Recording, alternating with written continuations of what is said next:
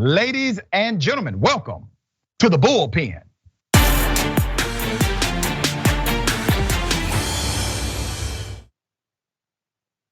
In the Bullpen today, we have Mr. Jared Taylor, editor of American Renaissance and well-known racist.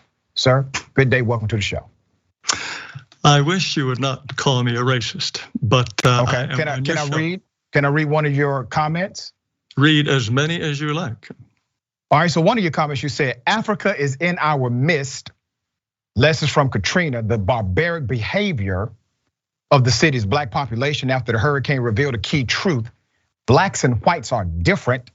When blacks are left entirely to their own devices, Western civilization, any kind of civilization, disappears. You don't think that's a racist statement?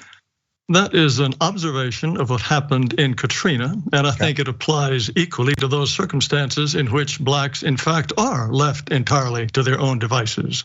In sub-Saharan Africa, before either Arabs or whites showed up, there was no written language, there were no calendars, no mechanical devices, no two-story buildings. And so I think without a written language and a calendar, it's hard to have a civilization.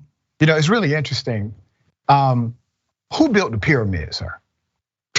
Did white people? No, I'm asking. Did white people build the pyramids? I'm talking about sub-Saharan Africa. If you are not aware of where the pyramids are, they are north of the Sahara. But I'm asking, do you believe white people built the pyramids? My question is quite simple. Egyptians built the pyramids. All right, were they white? They were actually people like, more like the people who are Copts. Copts are considered a Caucasian civilization. They are, so Caucasians built the pyramids. I do not consider them whites myself. They're kind of a Middle Eastern, North African group. Let me highlight something that I think is worth mentioning. You believe that IQ, which is intellectual quotient, judged by various parameters, you believe that IQ is a genetic dynamic and not atmospheric. Is that basically what you believe? Atmospheric? No, I don't think it changes with the weather. I think that individual IQ is largely heritable. Okay, and you would so let me go ahead and clarify something. Atmospheric, I'm a social scientist. Atmospheric means societal construct, that's what it means. So there are two schools of thought as it relates to IQ tests. One is a fluid model and the other one is more stoic. So when I say atmospheric, the question, which obviously you did not know, the question is, do you believe that societal construct has a bearing on the expression of IQ? So that's my question. Of course. It does. Society has an effect on practically everything. So society impacts your IQ. It can impact your IQ if you are severely deprived as a child, malnourished, etc. But for the most part, hold on. What scientist came up with severely? I beg your pardon? What study are you citing that says it only applies in severe situations? Well, if you take people from middle-class environments, people who are not deprived. If you're not deprived, let me finish.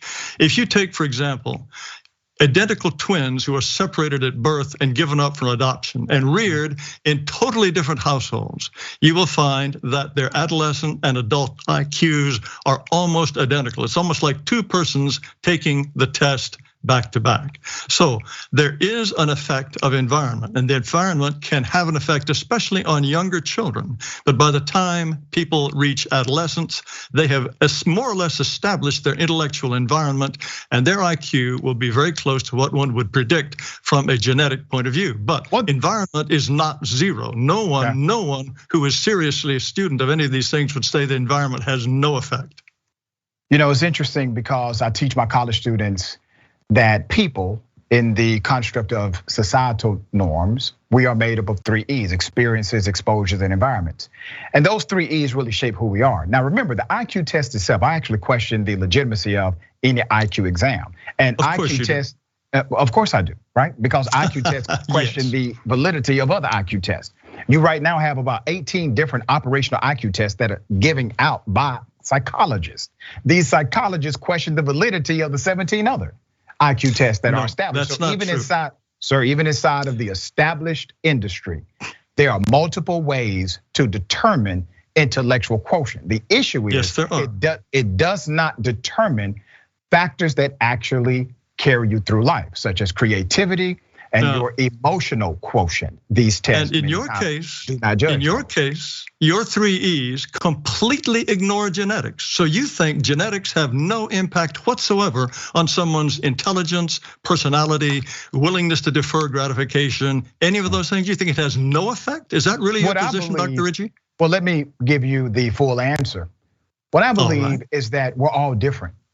I don't believe a test created by the dominant culture in the early 1900s for themselves should be a test granted as if this is how people will eventually succeed. And let me give you one actual study that you can look at and review when you get a moment. There was a study done by school teachers and a college that said we're going to randomly choose students who are not gifted. And when we choose these students who are not gifted, we're going to tell them that they are. We're going to say that you were chosen because of your high IQ.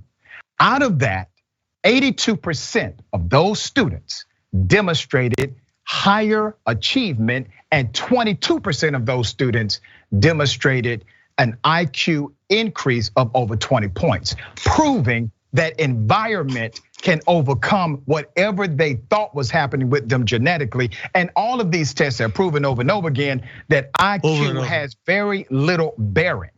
Whatever test you want to give, that's standardized. IQ has very little bearing on your ability to emotionally connect with others and survive and thrive in this world. Atmosphere has much more bearing on that.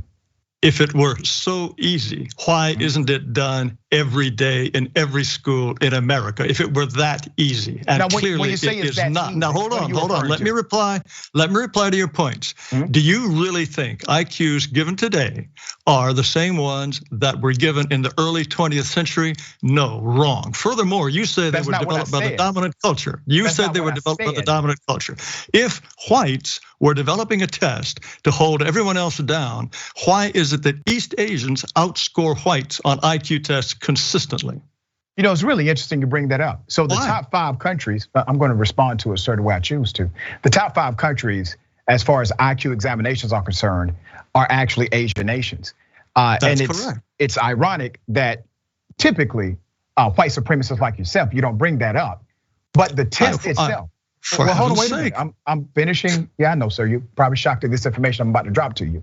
Those tests are actually correlated to affix to the culture of the Asian experience.